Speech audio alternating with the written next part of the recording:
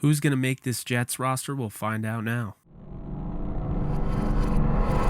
All right, welcome back in, folks. I'm Jake Ellenbogen, and today we'll be breaking down the New York Jets roster and what I believe will be their ultimate 53 when everything is all said and done. Before we get into it, be sure to like, subscribe, and comment if you haven't already.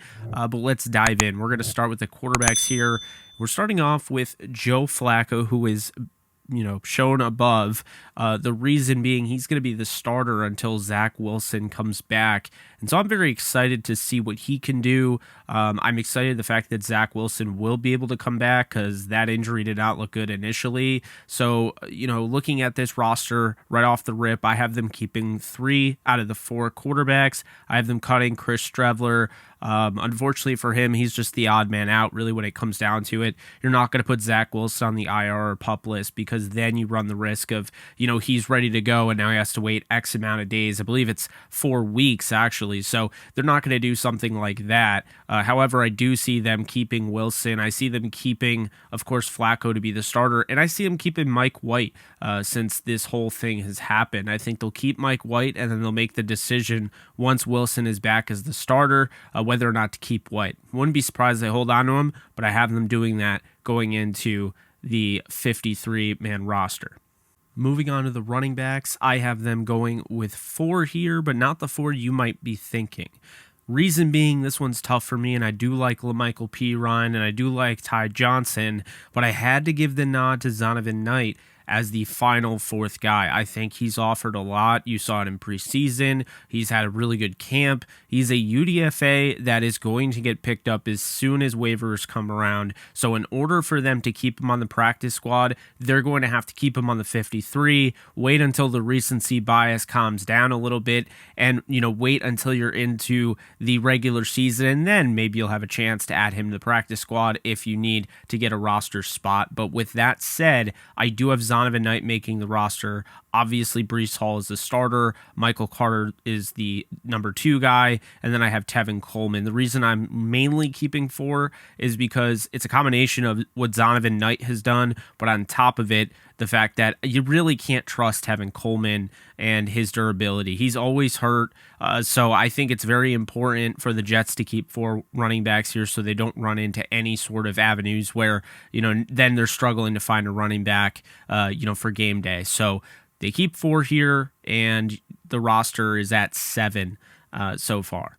All right, so now we're on the receivers here, and obviously the big 4, you have Elijah Moore, you have Garrett Wilson, you have Corey Davis, and, of course, Braxton Berrios. But one thing that is very important to bring up here is the next spot. There's going to be 5 receivers on this roster, and I understand some people aren't going to like this. I'm a fan of his. I hope he finds his footing, but if you haven't figured it out by now, I do have Denzel Mims missing the roster cut here. I have them sticking with 5, but going with Jeff Smith. I think when you look at what he offers on special teams, that is one of the main reasons why I think that they'll go with Jeff Smith here. And he's not a bad receiver, but I think he offers more on special teams, and they might go and try to trade, Mims or do something. But make no mistake about it, this is a team that will be, at least at the very least, looking during the waiver wire at maybe who they can claim. There are always some really good wide receivers that are cut, so don't be surprised if the Jets go and claim a guy that might even supplant Jeff Smith on the roster. Do not sleep on that. Next up, we have the tight ends, and we're starting off with who I believe is going to be the go-to guy, Tyler Conklin for the Jets. No-brainer here for me. I think he's 100% going to be the guy. Zach Wilson is going to love him long-term. I think CJ Uzomah is going to offer more as a blocker, but make no mistake about it, Tyler Conklin almost had 600 receiving yards last year. This is somebody that I think they can use early and often on 3rd down in the red zone. This guy is definitely going to be used. He's going to have a role on this team for sure. So those 2 make it. Jeremy Ruckert, obviously the draft pick this past season, or this past draft. Obviously Jeremy Ruckert's going to make it, the rookie out of Ohio State, no doubt about it. But I have one more tight end making the team, and unfortunately, some people aren't going to like this one, but I don't have Lawrence Cager. I like him. I like, how fun his upside is, and obviously he had a really good preseason against the Eagles, but One thing I'll say is this. He is not a better blocker than Trayvon Wesco, and I think that's ultimately what's going to decide who makes the team. Wesco offers more as a blocker. He's a solid receiver. He's not the best, but he's solid as a fourth guy. I think he makes the team over Cager. I think they'll try to get Cager on the practice squad, and hey, I think it's a win for him. He's shown that he can move over the tight end spot. He can be, a flex wide receiver / tight end, and I think it's a testament to how hard he's worked, but unfortunately, I do have him getting cut in this round, and hopefully they can sneak him on the practice squad as those waivers are coming through. All right, we are on to the offensive line here.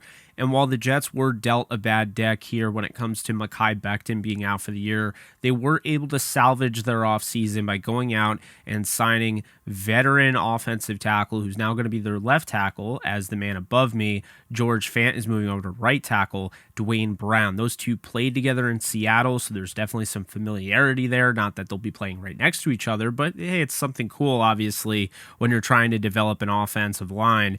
But from left to right, you're going to have Dwayne Brown. You're going to have Laken Tomlinson, a guy that was a Pro Bowler the last time he was in a Mike LaFleur offense. At center, you're going to have Connor McGovern, who in my opinion is a top 10 center in the league. On top of that, you have Elijah Vera Tucker, who I'm very excited about long term. And right tackle, the aforementioned George Fant. So I really like the way this offensive line shakes out as far as the starters. When you look at the depth, I have them keeping Max Mitchell, the draft pick out of Louisiana Lafayette this year, Nate Herbig, who they added in the offseason, Chuma Edoga, and Dan Feeney. Now, for those of you who are wondering why I kept Edoga and not McDermott, honestly, I think it's very neck and neck, and I got to the point where I was this close to keeping Caleb Benenoch, who just had a fantastic first game of preseason. We'll see if he continues to put that together. He's barely been with the Jets. They just signed him very recently. So if this guy continues to put together productive reps, productive opportunities, making the most of them in preseason, I wouldn't be surprised if he cracks the roster at all. I like him. We'll see. He's 28 years old, so he's not super old. He is a guy that maybe you could sign to an extension if he works out this year. But at the moment, I don't have him making the roster. We move on to the defensive line here, and we're starting off with the obvious John Franklin Myers, Quinnen Williams combo. John Franklin Myers was just given a contract. He is here for the long haul, and to be honest with you, he's one of the top players on this team. He very much is important to the direction that this defense is going to go in, and so I'm very excited for him being on this roster. In addition to that, we look at Quinnen Williams, Solomon Thomas I have also making the team. He is a coach's favorite. He is a guy that was drafted by the San Francisco 49ers back when Robert Saleh was there. So it's no surprise at all to see him now with Robert Saleh reunited. His third team, yes, but I do think this might be a good fit for him in the rotation. And he's been having a solid camp according to multiple reports. And on top of that, I have them keeping Sheldon Rankins, who is also having a good camp. And this came down to the wire. The last defensive interior lineman here, it was really tough for me. It was between Tanzel Smart, Nathan Shepard, and of course Jonathan Marshall. I decided to go with last year's 6th round pick in Jonathan Marshall. I've seen that he's had a better camp, and I didn't think he had the better preseason than Tanzel Smart, but I think that the Jets are going to look at more what he did in camp, and I think he is going to end up prevailing over Tanzel Smart. A guy that was drafted in-house last year, is developed in-house, makes the cut over a guy that was drafted by another team that they've brought in. And yes, he's found a home to a degree, but I do think they're going to go more with the recent draft pick in that regard. So I have them keeping in total. I have them keeping 5 on the defensive line. Next up, we have the edge defenders here, and we start off with the uber-talented Carl Lawson, who unfortunately lost all of last season due to an injury before the season even started. Lawson, at 27 years old, is a guy the Jets signed, and they feel very good about. Hopefully, he does get this opportunity, and he stays healthy. He's had issues with injuries, but he's a very, very talented player, and I think he's really going to help out the Jets' pass rush. In addition to that, of course, we're keeping Jermaine Johnson III, also known as JJ3. This guy was just drafted in the first round, and I'm really excited about his overall potential and how well he's going to develop under Robert Saleh. Up next, we have Jacob Martin and Bryce Huff making the roster as well. I feel pretty good about those two. I think Jacob Martin, going back to his days with Seattle and Houston, has shown you that he can play in this league. He could be in a rotation. He could even be your starter in a pinch. This guy offers a lot. Bryce Huff is having a really good camp, so it shouldn't be a surprise to keep those guys. And then finally, we have two more that will make it 6. For the pass rushers here, for the edge defenders, whatever you want to call them, we have Jabari Zuniga, who just absolutely blew up preseason, the former third-round pick out of Florida. The Jets still invested a pick in him, and he might be finally finding his way here this year. And in addition to that, another draft pick from Texas A&M, 4th-round pick this past year, Michael Clemens, 100% is making this team. I like him a lot. I like him long-term, so I like those as your 6 guys. Unfortunately, that does mean that Vinny Curry and Bradley and I will not make the roster in this projection. Vinny Curry is a tough cut. I really like his game, but he has had a hard time staying healthy, both internally and externally. So we'll see what ends up happening with him. But that is how I have this position. Now we're on to the linebackers here, and obviously we're going to have C.J. Mosley at the top of this. We're going to have Quan Alexander, who they just added. In addition to that, we'll have Quincy Williams. And I really like Jamie Sherwood making this team. I think coaches have really been raving about him, and so I think there's a very, very good chance he's going to be on this roster. Unfortunately, that means that not everyone can make the roster, of course. There were some tough cuts. I do like DQ Thomas. I hope he ends up on the practice squad. He's a fun player. And I do like Marcel Harris. I did actually decide to keep Marcel Harris. And a guy I really wanted to keep in Hamza Nasruddin unfortunately didn't make the cut. Neither did Delshawn Phillips and Kai Nakwa, who just had a great preseason in all fairness. So that's how I have the linebackers. I think it's a good linebacker group. I think there's a chance that they could add some help throughout the season, maybe a veteran if they need to, but Quan Alexander was a good move, and I like the direction that they're going in.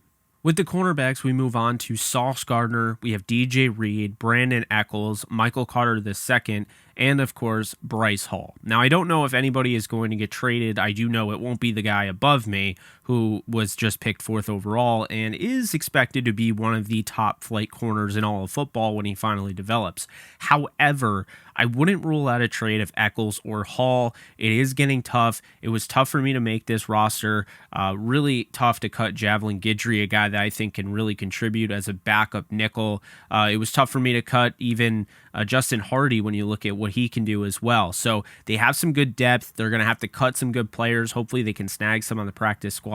But I really like the direction they're going in with the corner position. Going out and getting DJ Reed was huge. They got some great contributions out of guys that were thrusted into bigger roles like a Michael Carter II, and of course, aforementioned Brandon Eccles. So after a tough call, I decided to keep 5 corners, and the guy above me, I think, is going to be in for a massive season. So you heard it here first. With the safeties here, and we'll wrap it up, but we're starting off with the guy at the top. While he was an absolute steal, as you can see, he was drafted in round 4 of the draft, 117th overall by the Tampa Bay Buccaneers. While he was a steal in the draft, he was even a bigger steal for the Jets this past season in free agency. I love what he brings to the table. He's going to be an absolute tone setter. You put him alongside, whether it's Pinnock, whether it's LaMarcus Joyner, Ashton Davis, whoever, I think he is going to work. And those are the 4 that I actually am keeping. Unfortunately, it means I have to make tough cuts here. Elijah Riley, Will Parks, and a friend of this channel, Tony Adams, who I did interview before the season started. I like him, and I do think that he's somebody, if he gets on the practice squad, he can be elevated at some point during the season. But I really think the Jets like where they're at in the safety room, and so for that reason, I'm going to go with 4 here. Tough cuts all around. It's always hard to really narrow it from 85 to 53 now that the 5 guys were cut. But that's how we're going to do it here. And then lastly, of course, the special teams. Doesn't really matter here. It's pretty obvious. There's enough said. You have Greg Zuerlein, you have Brandon Mann, and then of course your long snapper Thomas Hennessy. So those are my 53-man roster projections. Let me know in the comments section what you think, and I'm curious to see. Be sure to give this a thumbs up if you enjoyed this video, and be sure to also subscribe if you haven't already subscribed for more Jets content. But that's going to do it for me. I'm Jake Ellenbogen, and this has been my Jets 53-man roster projection video. Hope you guys enjoyed, and again, I will see you guys soon. Later.